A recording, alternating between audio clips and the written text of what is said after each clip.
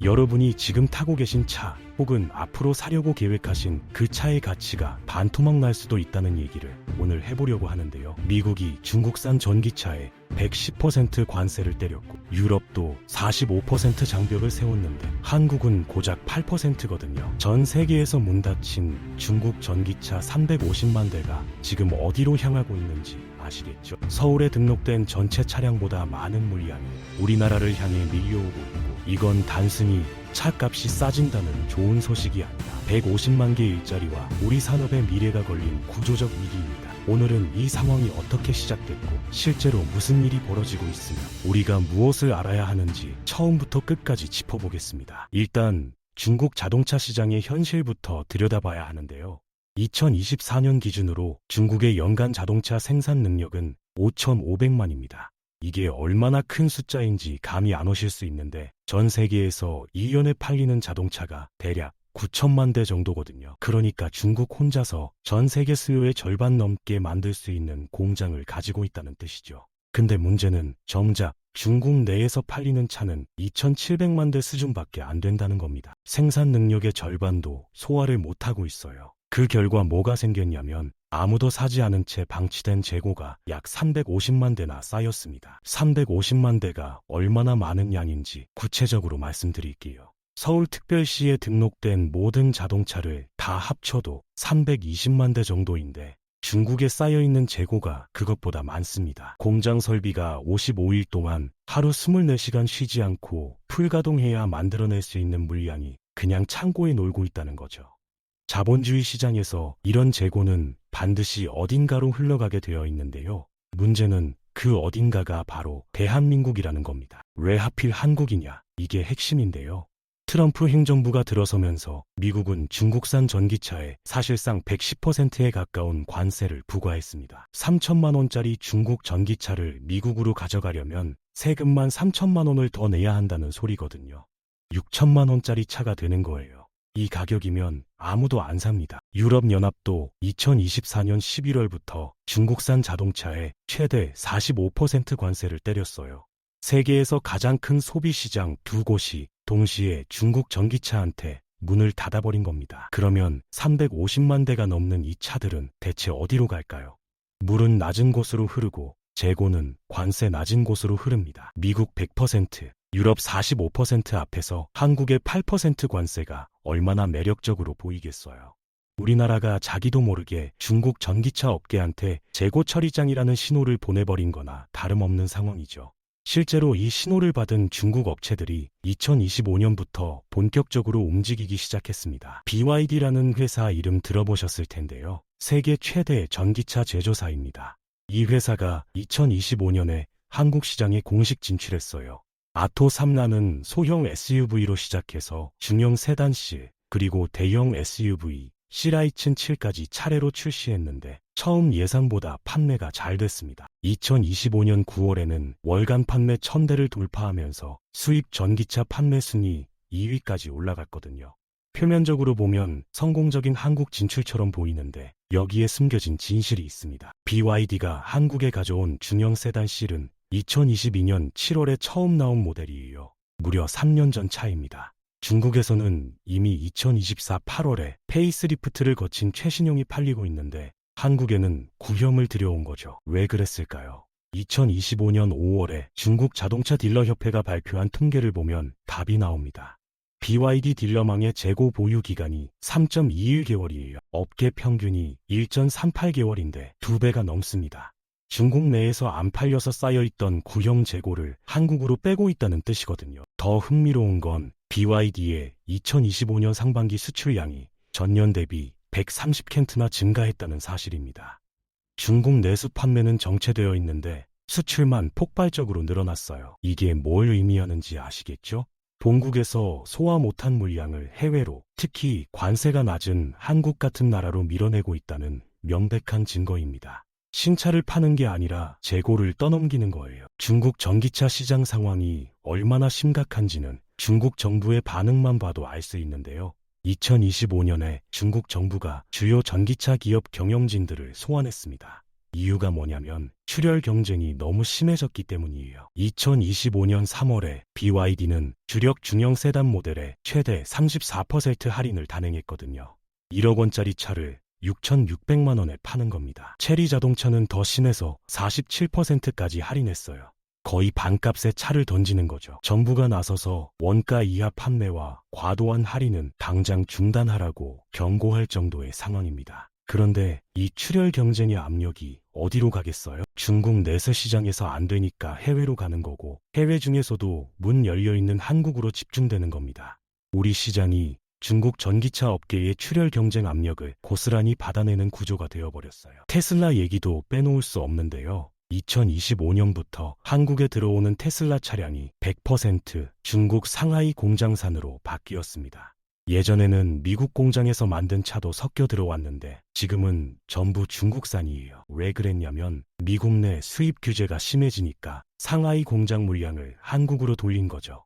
테슬라는 신형 모델 Y 가격을 700만 원이나 인하하면서 2026년부터 한국 시장 공략을 본격화하고 있습니다. 2025년 상반기 국내 수입 전기차 판매 상위 10개 모델 중에서 6개가 중국산이에요.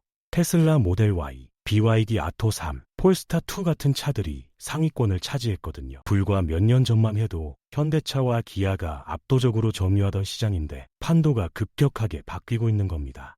근데 여기서 끝이 아니에요. 2026년에는 더 많은 중국 브랜드들이 한국에 들어옵니다. 2025년 12월에 지리자동차의 프리미엄 브랜드 지커가 한국 진출을 공식 선언했는데요. 지커 7엑라는 모델이 0에서 100km 가속이 3.8초밖에 안 걸리는 괴물 같은 성능을 가지고 있으면서도 가격은 현대 아이오5나 제네시스보다 훨씬 저렴할 예정입니다. 샤오미도 한국 법인 설립을 준비 중이에요. 샤오미 전기차 SU7은 포르쉐 타이칸 디자인을 참고했다는 평가를 받을 정도로 프리미엄 이미지를 장착하고 있거든요. 2026년은 단순한 가성비 경쟁이 아닙니다. 저가형부터 프리미엄까지 모든 세그먼트를 동시에 공략하는 구조적 침투가 시작되는 해예요. 싼 차만 들어오는 게 아니라 고급차 시장까지 노리고 있다는 거죠. 이게 왜 무서운지 아세요? 한국 자동차 산업이 직접 고용과 협력 업체를 포함해서 150만 명 이상의 일자리를 책임지고 있기 때문입니다. 우리나라 전체 고용의 10%가 넘는 숫자예요. 현대차와 기아가 국내 시장에서 밀리기 시작하면 대기업만 타격받는 게 아닙니다. 부품을 납품하는 수천 개의 1차, 2차, 3차 협력업체들이 도미노처럼 무너지거든요. 중국 자동차 회사들은 자기네 나라에서 만든 부품을 그대로 가져다 쓰기 때문에 우리 부품사들은 끼어들 틈이 없어요. 엔진 만들던 회사, 변속기 만들던 회사, 배선 만들던 회사들이 주문이 줄면서 하나둘 문을 닫게 되는 시나리오가 현실로 다가오고 있는 겁니다. 자, 여기까지 들으시면 가격이 싸지는 게 좋은 거 아니냐고 생각하실 수 있는데요. 중국 전기차의 실제 품질 문제를 알고 나시면 생각이 달라질 겁니다. 흥미롭게도 가장 신랄한 비판이 나오는 곳이 바로 중국 내부예요. 중국인들이 BYD를 뭐라고 부르는지 아세요? 달리는 관짝이라고 부릅니다. 절대 사지 말라고 서로 경고하는 분위기가 중국 인터넷에 퍼져 있어요. 거체적인 품질 문제들을 보면요. 서스펜션 충격 흡수 부품의 두께가 성인 엄지손가락 수준입니다. 정상적인 차라면 상당한 충격을 받아야 손상되는 부품인데 BYD 차량은 연석을 살짝 밟았을 뿐인데도 양쪽 타이어가 바깥으로 퍼져버리는 영상이 돌아다녀요. 부식 문제도 심각한데 차를 산 지 1년도 안 됐는데 녹이 슬기 시작한다는 제보가 많습니다. 한 차주는 녹 제거 작업을 3번이나 했는데도 틈새에서 계속 녹이 나온다고 했어요. 철강 소재 자체의 품질이 떨어진다는 뜻이죠. 페인트 문제도 있는데요. 새 차를 산 지 한 달도 안 됐는데 페인트가 벗겨진다는 제보들이 있습니다. 새 차가 한 달 만에 헌차처럼 변하는 거예요. 이런 품질 문제들이 왜 생기는지 구조적으로 살펴보면 2014년에 중국 자동차 업계의 영업이익률이 8.99%였는데 2025년 1분기 기준으로 3.5%까지 떨어졌거든요. 싸게 팔수록 손해보는 악순환에 빠져 있는 겁니다. 그 배경에는 디렌이라는 독특한 금융구조가 있는데요. 이게 뭐냐면 BYD가 자체적으로 운영하는 일종의 어음이에요. 은행 보증 없이 BYD가 일방적으로 협력사한테 8개월, 9개월, 심지어 1년짜리 외상을 강요하는 방식입니다. 부품 대금을 지금 주는 게 아니라 1년 뒤에 주겠다고 약속만 하는 거죠. 이러니까 협력사들이 원가를 줄이려고 품질을 낮출 수밖에 없어요. 그 결과 BYD의 누적 빚이 약 4,300억 위안, 우리 돈으로 76조 원에 달합니다. 서울시 1년 예산의 2배가 넘고 우리나라 국방 예산보다 많은 금액이에요. 이런 재정 구조에서 품질 좋은 차가 나올 수 있을까요? 협력사한테 돈을 안 주면서 좋은 부품을 받을 수 있을까요? 저가의 비밀이 바로 여기 있는 겁니다. 가격이 싼 데는 다 이유가 있어요. 안전을 깎고 내구성을 깎고 소재 품질을 깎아서 만든 가격인 거죠.